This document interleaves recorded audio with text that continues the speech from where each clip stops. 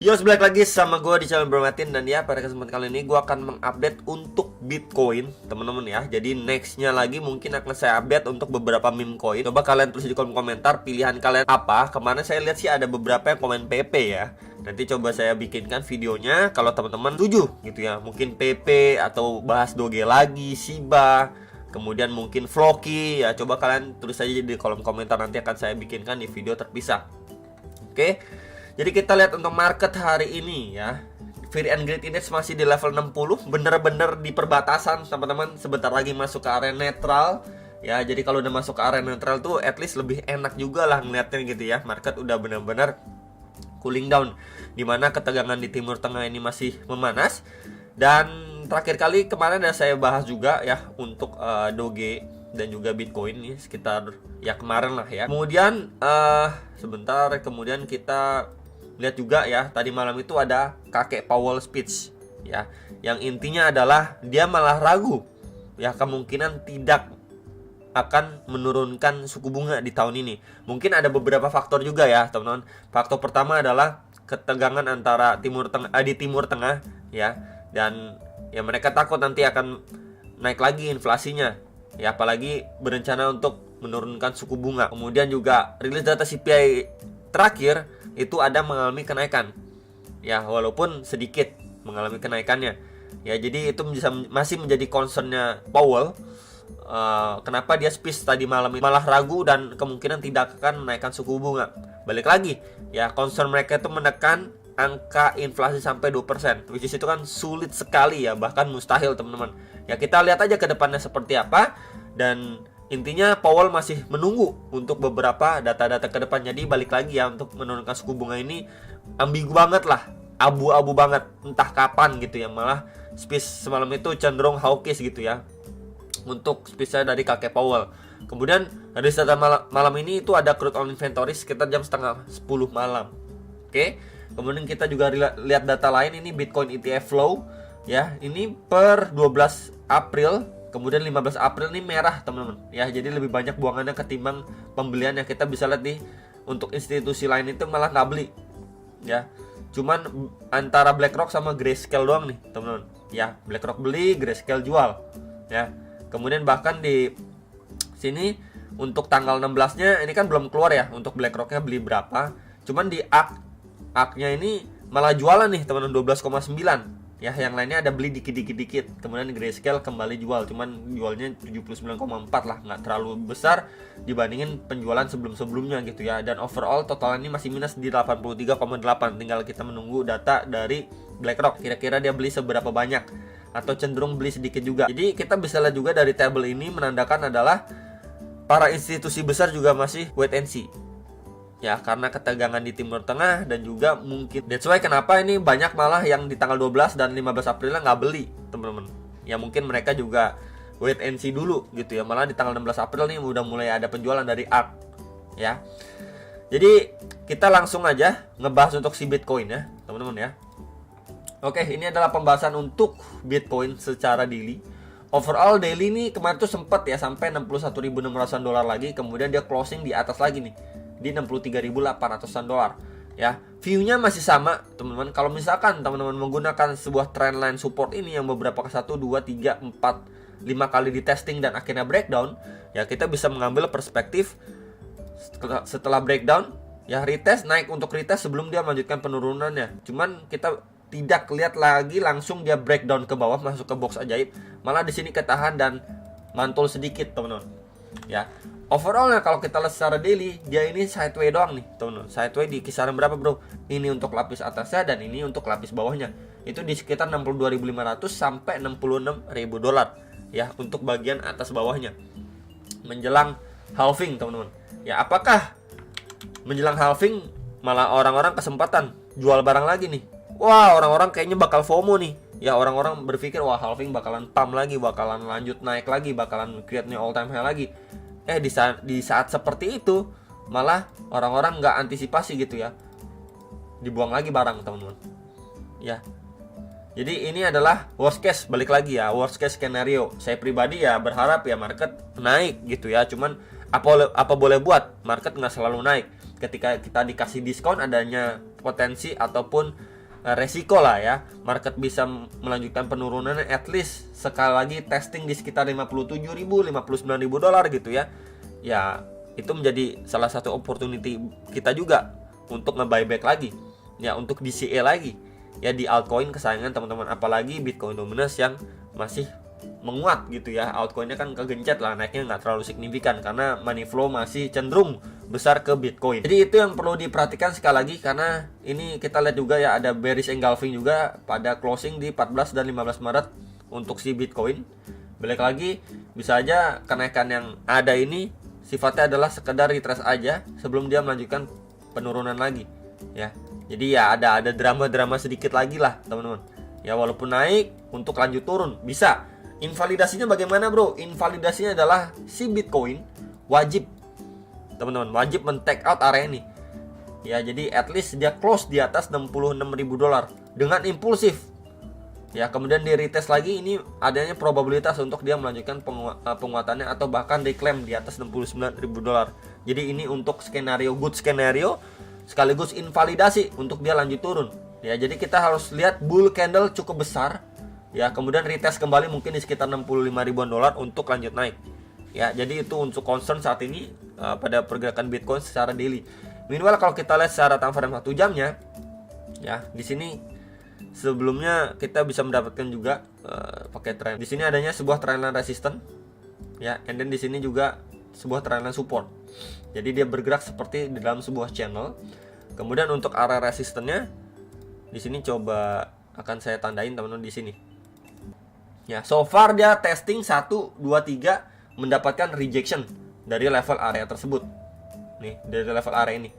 Ya, jadi ketika masih belum mampu ngedobrak area ini di sekitar 64.300-an sampai 64.800-an dolar, belum mampu nih ngedobrak area ini. Masih possible untuk Bitcoin kemana? Masih possible untuk si Bitcoin at least testing bagian bawah sebelum mungkin mendapatkan reaksi, atau malah dari area sini dia bablas teman-teman. Ya, masuk lagi ke 61.000 dolar. Ya, jadi ini menjadi beberapa concern untuk kita semua, ya, khususnya si Bitcoin. Dimana untuk area tahanan bawah akan coba saya tandain. Sebelumnya ini menjadi support, ya resistance become support teman-teman. Nah, di area sini kalau kita gunakan Fibo juga dari swing low ke previous swing high-nya, ya kita mendapatkan 0,5 sampai 0,6 nya. Sebentar kita hapus dulu 0,7 nya. Oke, nah ya teman-teman. Jadi box putih ini pas juga dengan golden ratio, ya, dan juga lapis atasnya. Kita lihat aja nanti ketika dia masih rejection dari situ, visit lagi area ini bisa menjadi pantauan lah, ya, untuk kita bersama. Apakah dari area sini dia mendapatkan reaksi untuk mantul, akhirnya mampu break, atau tes lah minimal kembali ke 64.300 sampai 64.800 dolar, atau malah dari area sini dia bablas jebol untuk ngejar area bawah nih di retracement 1,2 sampai 1,6, itu di sekitar 60.000 sampai 60.950 dolar. Nah, di kisaran sini. Dimana kalau saya extend ke samping, nah ini sebelumnya juga bikin tail candle panjang dan areanya ini precisely dengan Fibo 1,6 sampai 1,2 nya, ya. Jadi bisa sekali diperhatikan untuk beberapa next area target si Bitcoin, ya, plus juga di sini ada trendline support juga nih teman-teman ya. Jadi di sini adanya confluence, balik lagi, ya, kita lihat dulu reaksinya seperti apa. Kalau dia belum mampu nge-break dari area sini, dia tes area sini, ya, mendapatkan reaksi atau tidak dari buyer. Kalau di situ tidak adanya reaksi dari buyer, mantulnya dikit doang, malah breakdown dari sini, maka possible sekali untuk ngejar area bawahnya. Kemudian kalau ngejar area bawah, ya potensi apa? Mungkin teman-teman akan lihat, wah ini potensi adanya ini bottom 1 dan bottom kedua. Ya, tinggal kita lihat nanti ya pemantulannya seperti apa, atau malah dia dibikin fake out dulu. Nah, sebentar. Dibikin fake out dulu, ya. Wah, ini kayaknya mau ngedam lagi makin dalam, malah di sini recovery, teman-teman.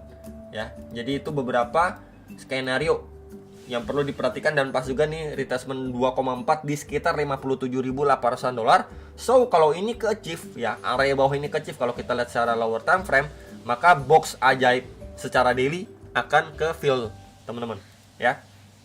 Jadi bisa sekali diperhatikan untuk area invalidasinya dan juga area target penurunan lebih lanjut di sekitar berapa mappingnya. Minimal kita lihat untuk Bitcoin Dominance. Nah, untuk Bitcoin Dominance malah dia mengalami penguatan, teman-teman.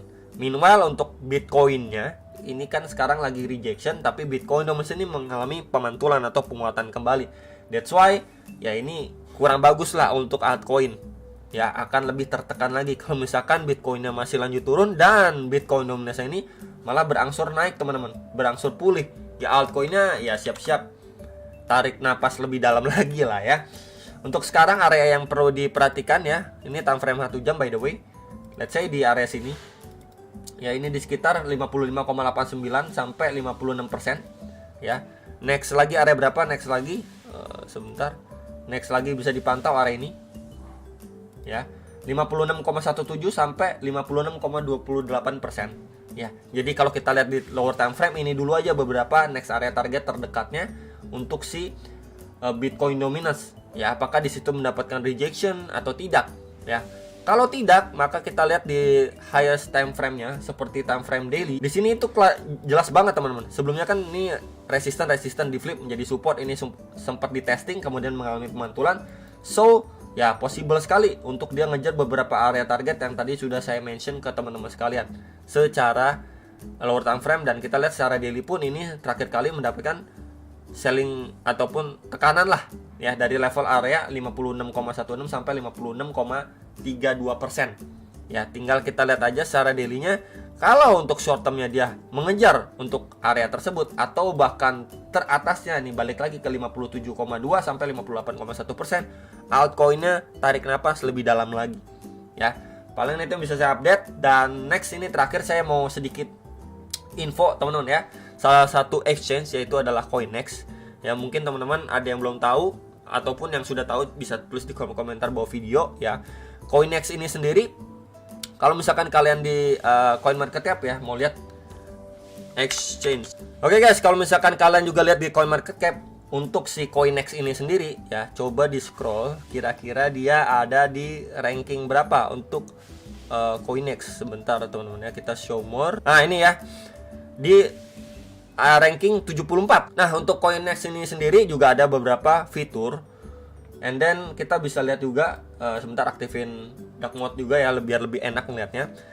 Di sini ada beberapa event juga ya. Di sini ada mau listing nih, listing koin baru dan juga bonusnya sampai $13.000. Kemudian juga di sini ada chance juga nih dapetin future trade board ya sampai 20.000 USDT. Jadi kita bisa tahu di Coinex ini tentunya sudah bisa trading future ya, future market. Ya, kemudian di sini untuk tampilan webnya.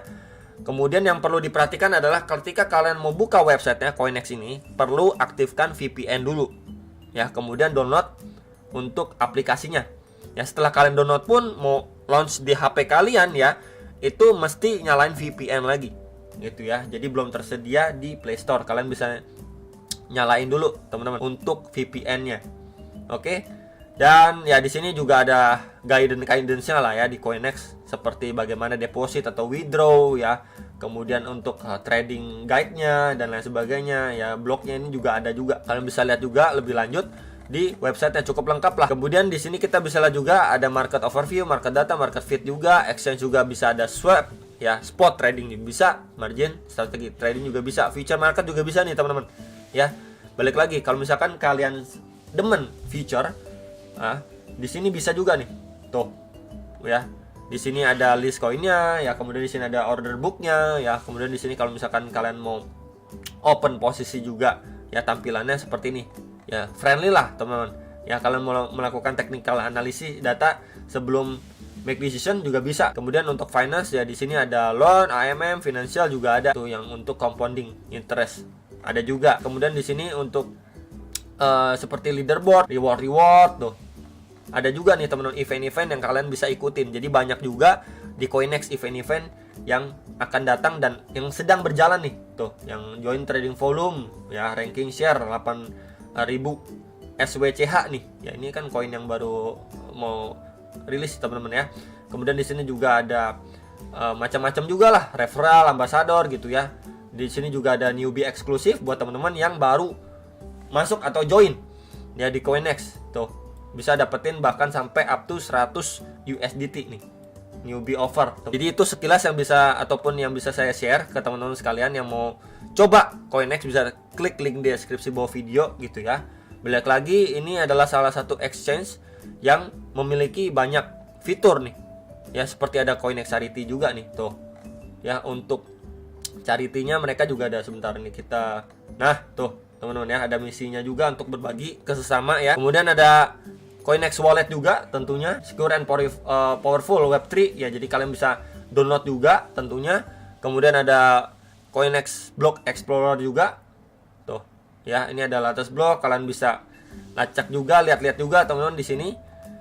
Kemudian ada apa lagi di sini, ada Coinex Smart Chain ya, ini decentralized smart chain ya, CSC. Di sini kenapa pilih CSC ya, tentunya untuk capability, kemudian ada permission free-nya ya, sama high performance, low fee juga.